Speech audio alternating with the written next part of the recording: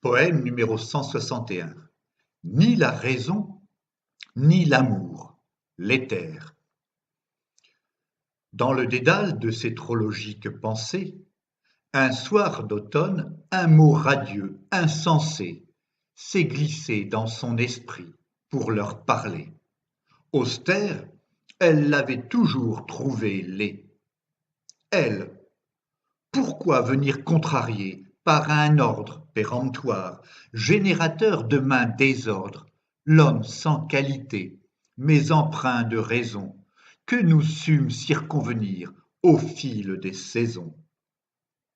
Lui, parce que je me dois, avant qu'il ne meure, de lui faire connaître les richesses du bonheur, puiser dans les biens du monde à pleine main, envahi de désirs, s'offrir corps et âme, gamin.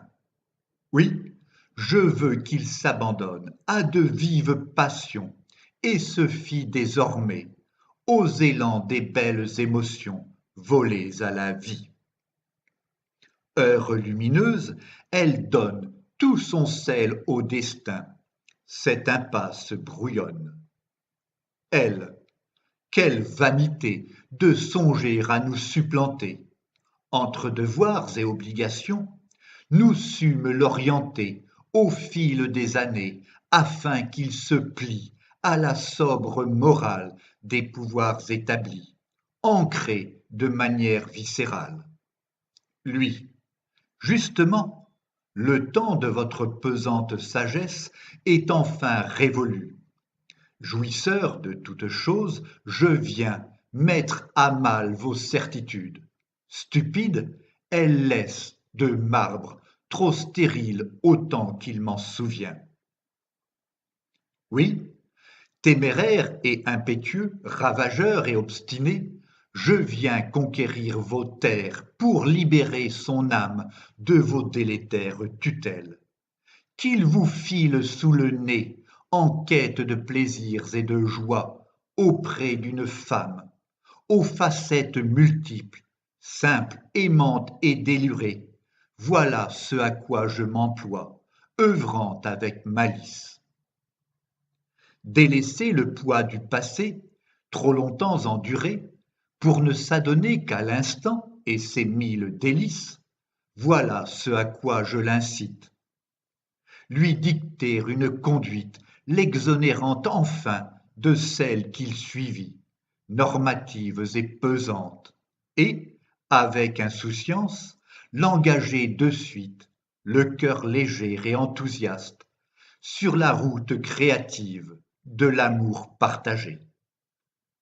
Car, auprès de celle qu'on aime, chacun retrouve son innocence d'enfant à se laisser amadouer par elle, ravi qu'au fil des jours, elle sème la graine de l'espoir dans sa chair, amère et blessée.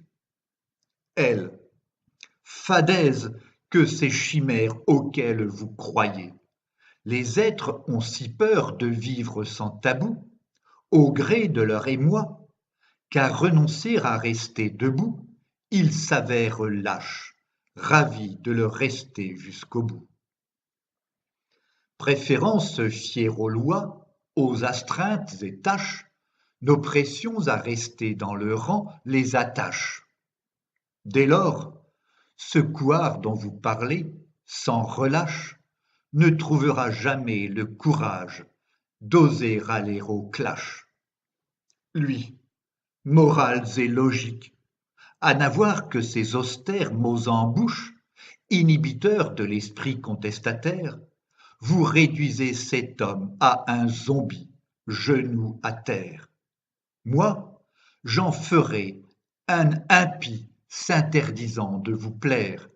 Moi, sous de sensations, ressentis et sentiments, je lui dirai: cesse de penser et livre-toi vraiment, entièrement, à l'unique oracle que nul ne dément. Aime, troublante invite aux oreilles des amants.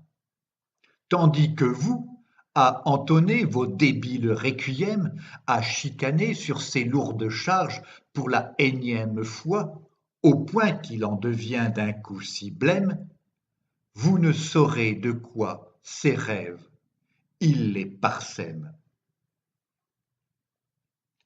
L'homme les entendait parler en aparté, désarmé, ses voix intérieures ayant enfin cessé de charmer, tant ne plus réfléchir et jouir l'avait transformé.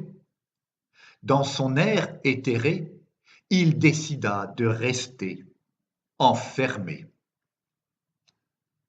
Poème écrit par Philippe Parrot entre le 2 et le 4 mars 2016.